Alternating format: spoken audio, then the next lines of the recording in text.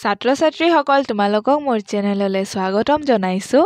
আজি তোমালোকৰ বাবে মই লৈ আহিছোঁ BA 5th চেমৰ অসমীয়া গদ্য সাহিত্য পেপাৰখনৰ 2 নম্বৰ ইউনিটটোৰ গুৰু সেৱাৰ মহাত্ম্য। এই পাঠটিৰ কেইটামান অতিকৈ গুৰুত্বপূৰ্ণ প্ৰশ্ন উত্তৰ আহা আমি ভিডিঅ'টো আৰম্ভ কৰোঁ। প্ৰথম প্ৰশ্নটো হৈছে গোপাল চৰণ দ্বিজে কেইখন গ্ৰন্থ ৰচনা কৰিছিল আৰু কি কি? উত্তৰটি হ'ল গোপাল চৰণ দ্বিজে 4খন গ্ৰন্থ ৰচনা কৰাৰ প্ৰমাণ পোৱা গৈছে। প্ৰথমটো হৈছে ভাগৱত 3য় স্কন্ধ, দ্বিতীয়খন হৈছে সপ্তম স্কন্ধ, তৃতীয়খন হৈছে অষ্টম স্কন্ধ, শংকৰদেৱৰ ভক্তি ৰত্নাকৰৰ ভাঙনি আৰু হৰিবংশৰ কিছু অংশ। 2 নম্বৰ প্ৰশ্নটি হৈছে গুৰু সেৱা মহাত্ম্যৰ পাঠৰ লেখক কোন? উত্তৰটি হ'ল গোপাল চৰণ দ্বিজ।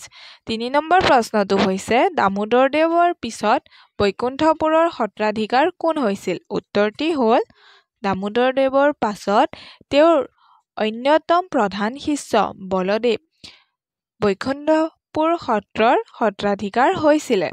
4 নম্বৰ প্ৰশ্নটি হৈছে গোপাল চৰণৰ গুৰু কোন আছিল? উত্তৰটি হ'ল গোপাল চৰণ দ্বিজৰ গুৰু দামোদৰ আৰু শংকৰদেৱ আছিল। 5 নম্বৰ প্ৰশ্নটো হৈছে গুৰু কেই প্ৰকাৰৰ আৰু কি কি? উত্তৰটি হ'ল গুৰু 3 প্ৰকাৰৰ হ'ল প্ৰথমটো হৈছে যিয়ে পৃথিৱীত জন্ম দিয়ে অৰ্থাৎ পিতৃ-মাতৃ প্ৰথম গুৰু। দ্বিতীয়টো হৈছে কৰ্ম বিদ্যা বেদ বেদান্ত শিকায় তেওঁ দ্বিতীয় গুৰু। তৃতীয়টো হৈছে ভক্তি জ্ঞান দাতা গুৰু যিয়ে সকলোকে আশ্ৰমীৰ জ্ঞান প্ৰদান কৰে, যিজন সকলোতে থাকে সেই গুৰু স্বয়ং ঈশ্বৰ। 6 নম্বৰ প্ৰশ্নটি হৈছে শংকৰদেৱৰ ভক্তি ৰত্নাকৰ কোনে অসমীয়ালৈ পদ ভাঙনি কৰিছিল? উত্তৰটি হ'ল গোপাল চৰণ দ্বিজে ভাঙনি কৰিছিল। 7 নম্বৰ প্ৰশ্নটি হৈছে গুৰু সেৱা মহাত্ম্য পাঠ ক'ৰ পৰা লোৱা হৈছে? উত্তৰটি হ'ল গুৰু সেৱাৰ মহাত্ম্যৰ পাঠ ভক্তি ৰত্নাকৰৰ পৰা লোৱা হৈছে। 8 নম্বৰ প্ৰশ্নটি হৈছে গোপাল চৰণ দ্বিজে মহাপুৰুষ শংকৰদেৱৰ প্ৰশংসা কিদৰে উল্লেখ কৰিছিল?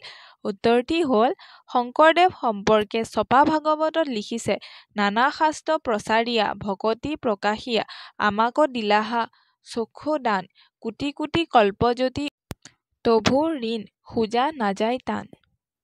9 নম্বৰ প্ৰশ্নটি হৈছে দামোদৰদেৱৰ পাছত তেওঁৰ অন্যতম প্ৰধান শিষ্য বলদেৱ বৈকুণ্ঠপুৰ সত্ৰৰ অধিকাৰ হয়।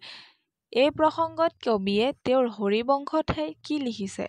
উত্তৰটি হ'ল এই প্ৰসংগত কবিয়ে তেওঁ হৰিবংশৰ ঠাইত লিখিছে গোপাল গুৰু পাৱে পৰি প্ৰণামিয়া বলদেৱ বাক্য শিৰে ধৰিয়া যতনে ইষ্ট দেৱতাৰ 2 ধৰিয়া চৰণে পদচয় ভয়ে দ্বিজ গোপাল চৰণে। ধন্যবাদ।